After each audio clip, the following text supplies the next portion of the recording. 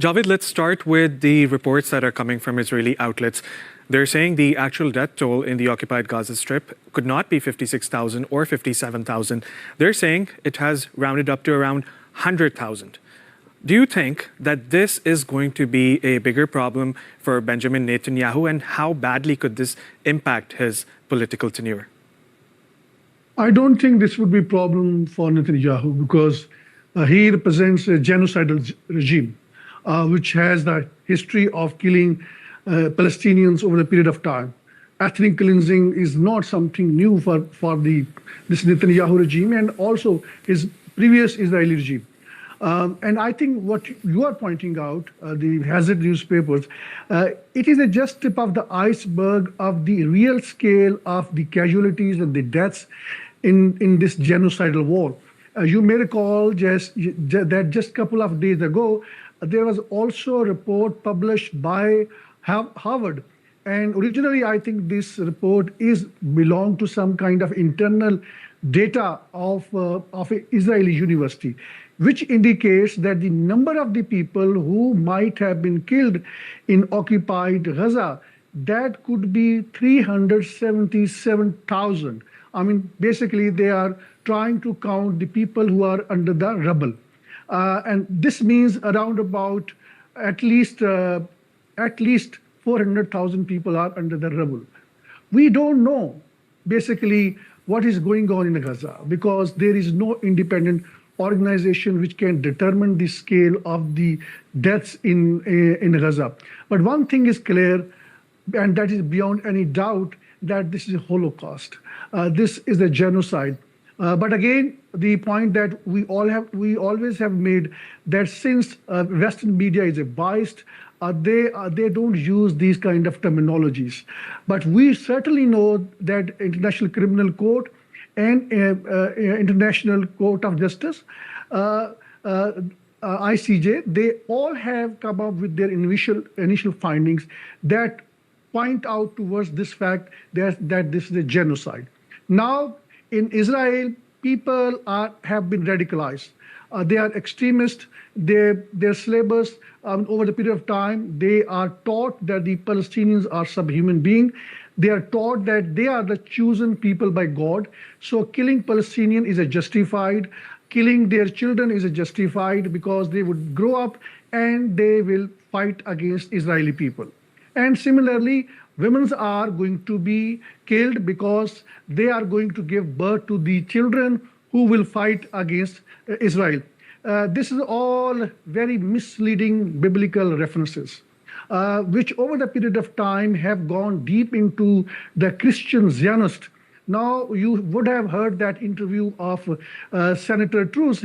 He said that he's under the command of Bible, which means he said that he's under the command of God to support Israel, because those who support Israel, they would be blessed, and those who oppose Israel, they would be cursed. So this extremist ideology have gone deep within the ranks and files of the Christian ruling class in Washington and also, I believe, in Europe. So again, we should not expect that there would be hue and cry because Israel, over the period of time, have made a lot of investment in convincing everybody, the government circles in Europe and in Washington, that Palestinians are subhuman beings and they can be killed, they can be eliminated, and any kind of treatment can be done with them, and that is justified because they are animal. Something they've been saying it publicly. There is no secret about it. Javed, we've been debating this on multiple occasions, that institutions like the ICJ or the United Nations, they have not been functional and they have not solved any problems.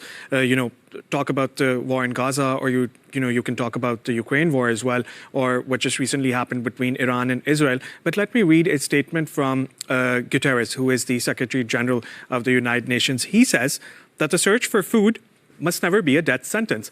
And, this is exactly what's happening in the occupied Gaza Strip when we consider how the Gaza Humanitarian Foundation, the US-backed association, is distributing aid. What do you make of this Gaza Humanitarian Foundation, Javed? And we've seen how people have been lining up for days and then being killed by Israeli forces. What's your analysis about this? I think that there is also a newspaper by some Israeli magazine or newspaper, and it is saying, probably it has interviewed an Israeli soldier who was a part of the duty to basically distribute aid through this Gaza Foundation.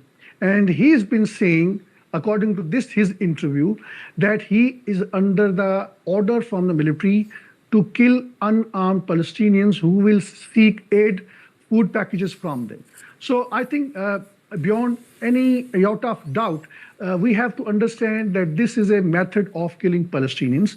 It means that if there are 3,000, 4,000, 5,000 Palestinians, or maybe 200, 500 Palestinians, they are gathered at a particular point and they want to get some food packages, they will have to risk their life, which means 50 can be among them can be killed, 60 among them can be killed. Israel is deliberately not killing thousands every day, because then there could be some kind of hue and cry. Some conscious in the West may wake up. Arab conscious would not wake up even then. Therefore, they're killing over the period of time. We can call it a kind of a slow death. The people may use the term of slow poisoning, but they are killing them over the period of time. And that is, the reason is simple, that these Palestinians in Gaza have to be either eliminated, or if they want to save their life, they have to leave Gaza. And the problem with the people in Gaza is they cannot leave that region because Egypt is not willing to accept them. Rest of the world is not willing to accept them. So they have been sandwiched between Egypt and the apartheid Israel, and from the ground they are being killed by this Gaza Foundation, so-called food distribution center, and from the air they are being killed by the brutal Israeli Air Force. So again, we are back to the same situation. Gaza is not Iran. That is why these people would continue to be killed. And had they some weapons, very powerful weapons like Iran had, I think long ago there would have been a ceasefire. Javed, last Friday, Trump made some statements, indicating that a ceasefire could be, on the cards soon. And, we can see a ceasefire in the occupied Gaza Strip, an end to the fighting that has been taking place for 2 years now, over 2 years. So, and, this week, there was a trial which was scheduled for Benjamin Netanyahu. That has been cancelled as well, because Trump was saying, it's a witch hunt. It's a political witch hunt. And President Trump has also said that Netanyahu might visit Washington this week. What are you expecting, Javed? Do you think that there could be talks about ceasefire, or President Trump will try to control Benjamin Netanyahu in his own ways? There are a lot of proposals which are under consideration. The proposals are that the UAE, and there is going to be another country, Egypt, and probably there are other Arab countries who may take over Gaza, and which means Israel would take over indirectly. And Hamas leaders would be expelled from that region because Netanyahu is even not willing to accept Palestinian Authority. And in return, rest of the Muslim countries and Arab states, they would normalize their diplomatic ties with Israel. That is the proposal under consideration under so-called Ibrahim Accord. How far that is going to be implemented, it is everybody's question. I don't think that is going to have a smooth sailing. Now the problem is there may be a slogan of coming from Arab countries. Maybe I would not be surprised even if Donald Trump says something like that about the two-state solution. That will be basically only designed to cool down the public sentiments in the Muslim countries, and basically bully Muslim countries like Saudi Arabia, like Pakistan, into diplomatically recognizing apartheid Israel. This is a basic strategy. This is the second part of the strategy. First part is basically what Egypt, probably Egypt and Qatar, more importantly Egypt in this particular case, it is a leading negotiations for a 60-day ceasefire. Now, 60-day ceasefire means that whatever the little opposition that Netanyahu has been facing inside apartheid Israel from the people, that the prisoners of the war must be taken back in any negotiations. That means that those prisoners of war would be taken back, and then these Palestinians in Gaza would be given new lease of life, but only for 60 days. And after that, this killing spree would resume. This is most likely scenario.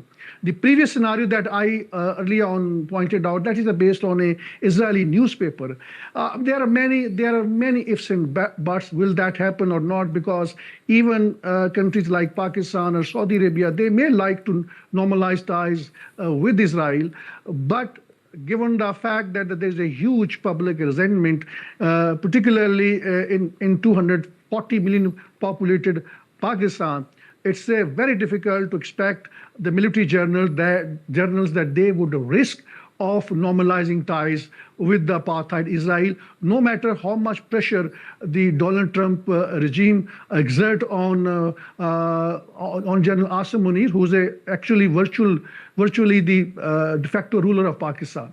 So I think in a broader context, I think it looks like that the Palestinians will continue to suffer, at least in near future. Javed Rana, thank you for that analysis and for being a part of our program today.